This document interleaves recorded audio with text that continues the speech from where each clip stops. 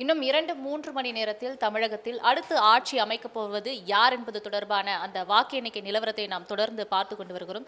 தற்போது இது தொடர்பாக தனது கருத்துக்களை பகிர்வதற்காக அதிமுக செய்தி தொடர்பாளர் ஆவடி குமார் அவர்கள் நம்முடன் இருக்கிறார்கள். அவரிடம் பேசலாம். சார் வணக்கம் சார். தொடர்ந்து டிவிகே கட்சி முன்னிலை வகித்தது. நீங்க எதிர்பார்த்த மாதிரி இந்த தேர்தல் முடிவுகள் இருக்குதா? வாக்கு எண்ணிக்கை நடைபெறும் போது உங்களோட கணிப்பு கரெக்டா இருக்கா? எப்படி?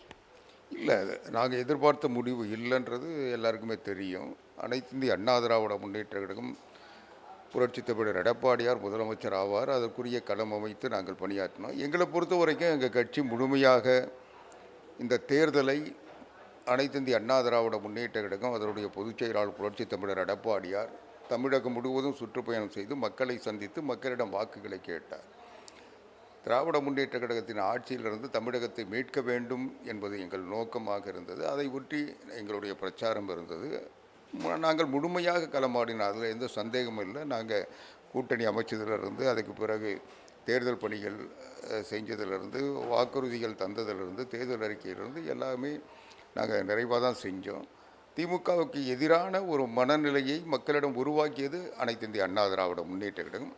ஆனால் அது என்ன காரணங்களாலோ அது இன்னொருத்தர் அறுவடை பண்ணியிருக்காங்கன்னு சொல்ல முடியும். அதுக்கு காரணம் அவர் மீது இருந்த அந்த ஈர்ப்பு, அவர் மீது இருந்த அந்த சினிமாத்தனமான ஒரு ஈர்ப்புனால் இன்றைக்கி மக்கள் வாக்களிச்சிருக்காங்க.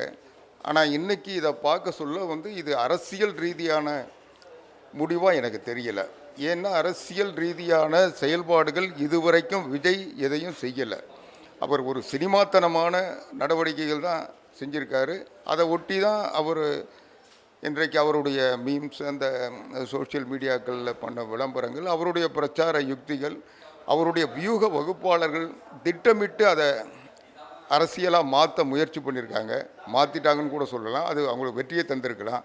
ஆனால் தமிழ்நாட்டில் இவங்க நினைக்கிற மாதிரி தமிழ்நாட்டினுடைய களம் இல்லை. தமிழ்நாட்டில் இன்றைக்கு 10,66,000 கோடி கடனில் இருக்குது. இன்றைக்கி தமிழ்நாட்டில் சட்டம் ஒழுங்கு சீர்கெட்டு பெண்களுக்கு பாதுகாப்பு இல்லாத நிலையும், போதைப்பொருள் புழக்கத்தால் மாணவர்கள் இளைஞர்கள் பாதிக்கப்பட்ட நிலையும், இன்றைக்கி நிர்வாகம் ஸ்தம்பித்து போகிற நிலையில் திமுக ஆட்சியில் தமிழ்நாடு ஒரு சீரழிவை சந்தித்து கொண்டிருக்கிறது. இதிலிருந்து மீட்டு அவர் தந்த வாக்குறுதிகளை நிறைவேறணும். அவர் எல்லாம் என்ன சொல்லிட்டாரு, பஸ்ஸில் போகிற அத்தனை பேருக்கும் இலவசமாக பயணம் போகலான்னு சொல்கிறாரு. ஏற்கனவே போக்குவரத்து கழகங்கள் கடுமையான இழப்பு சந்தித்து கொண்டிருக்கின்றன. இதையெல்லாம் அவர் 2,500 ரூபா மாதந்தோறும் பெண்களுக்கு குடும்ப தலைவிகளுக்கு தரேன்லாம் சொல்லியிருக்காரு. நிறைய வாக்குறுதிகள் தந்திருக்காரு. அந்த வாக்குறுதி எல்லாம் இந்த கடனில் இருக்கிற அந்த மாநிலத்தில் எப்படி செய்ய போகிறாருன்றது அவருடைய செயல்கள். அவருடைய இன்றைக்கி வெற்றி பெற்றவர்கள் அவர் எல்லாரும் ஒன்றும் ஒரு கொள்கை ரீதியாக அவரோட இணக்கமாக இருந்து அல்லது இவரோட உடன்பட்டு ஒரு கட்டமைப்புக்குள் கட்டுப்பட்டு வந்தவங்க இல்லை. ஏதோ எந்தெந்த கட்சியிலேருந்து போக்கிடம் இல்லாமல் வந்தவங்களெல்லாம் கூப்பிட்டு ஒரு வேட்பாளராக நிறுத்தி அவங்கள வெற்றி பெற வச்சுருக்காரு. அது முழுக்க முழுக்க விஜயனுடைய தனிப்பட்ட செல்வாக்கால் அவர்கள் வெற்றி பெற்றிருக்கிறாங்க. அவங்க எப்படி நடந்துக்க போகிறாங்க, இனி வரக்கூடிய இந்த தமிழ்நாட்டுக்கு இப்போ எப்படி ஆட்சி அமைக்கிறாங்க, அந்த ஆட்சியை எப்படி இவங்க நடத்துகிறாங்கன்றதை பொறுத்து தான் அவங்களுடைய எதிர்காலம் இருக்கும். அவங்களுடைய எதிர்காலம் எப்படி வேணா இருக்கலாம். ஆனால் தமிழ்நாட்டினுடைய எதிர்காலம் பாதுகாப்பாக இருக்க வேண்டும் என்றால் இன்றைக்கு விஜய் அவர் தன்னுடைய மனநிலையிலிருந்து மாற வேண்டும். இதுவரைக்கும் அவர் நேற்றைக்கு முந்தின நாள் கூட அவர் முன்னால் போகிறாரு, அவர் வீட்டிலேருந்து வெளியே வராரு. அங்கே ஒரு 15 பேர் 20 பேர் குழந்தைய வச்சுக்கிட்டு அவர்கிட்ட மனு கொடுக்க முயற்சி பண்ணுறாங்க. அவர் அந்த கார் கண்ணாடி இறக்கி கூட அதை வாங்காமல் போகிறாரு. இப்படிப்பட்ட நிலையில் பரவலாக அவர் மேலே ஒரு குற்றச்சாட்டு கூட இருக்குது. 6 மணிக்கு மேலே அவர் வெளியே வர்றதில்லைன்றது. அதிலெல்லாம் கடந்து அவர் தன்னை ஒரு தலைவனாக இதுவரைக்கும் உருவாக்கினதா தெரியல. இனியாவது உருவாக்கிட்டு மக்களுக்கு, அவரை நம்பி வாக்களித்த மக்களுக்கு தேவையானது செய்து தமிழ்நாட்டில் எங்களுடைய நோக்கம் ஒரு வகையில் வெற்றி பெற்றிருக்கு. திமுக ஆட்சி வீழ்த்தணும்னு நினைச்சோம், அது விழுந்திருக்கு. அதனால் விஜய்க்கு அந்த வாய்ப்பு கிடைச்சிருக்கு. அதை சிறப்பான முறையில் செஞ்சால் எல்லாரும் அரசியல்வாதி எல்லோரும் நினைக்கிறது என்ன, நாடு நல்லா இருக்கணும், தமிழ்நாடு சிறப்பாக இருக்கணும். அதற்குரிய வாய்ப்பு இன்றைக்கி அவருக்கு கிடைச்சிருக்கு. அவர் அதை சரியாக பயன்படுத்தி தமிழ்நாட்டை சரியான முறையில் கையாண்டார்னா அவர் இந்த வெற்றியில் ஒரு பொருள் இருக்கும், வாக்களித்த மக்களுக்கு ஒரு மரியாதை இருக்கும்.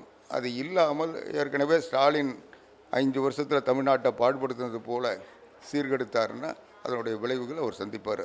எனவே அண்ணா திராவிட முன்னேற்ற கழகத்தை பொறுத்தளவில் நாங்கள் வெற்றி தோல்வியை பற்றி வெற்றி கிடைச்சா வெறி பிடிச்சி அலையிறதும், தோல்வி அடைஞ்சால் துவண்டு போகிறதும் இல்லை. நாங்கள் எப்பவுமே புரட்சித் தலைவர் எம்ஜிஆர், புரட்சித் தலைவர் அம்மா அவர்களால் பயிற்றுவிக்கப்பட்டவர்கள். இன்றைக்கு புரட்சித் தமிழர் எடப்பாடியார் தலைமையில் தொடர்ந்து நாங்கள் பயணிப்போம். நாங்கள் அரசியல்வாதிங்க. அதனால் இந்த வெற்றி தோல்வி எங்களை எந்த வகையிலும் பாதிக்காது.